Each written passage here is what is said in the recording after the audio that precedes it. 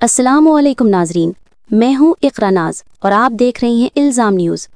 Mayor Karachi barrister Murtaza Wahab اور commissioner Karachi Syed Hassan Naqvi کی ہدایات پر میونسپل کمشنر اورنگی آغا فہد احمد خان نے کارروائیوں میں تیزی لانے کا حکم دے دیا ہے۔ آج آغا فہد احمد خان کی زیر صدارت اہم اجلاس ہوا، جس میں parks, sanitation, anti encroachment, tax اور ایڈورٹائزمنٹ ڈپارٹمنٹ کے افسران نے شرکت کی۔ میونسپل کمشنر نے اینٹی انکروچمنٹ عملے کی کارکردگی پر شدید ناراضگی کا اظہار کیا اور ہدایت دی کہ تجاوزات کے خلاف کارروائی تیز اور مؤثر بنائی جائے۔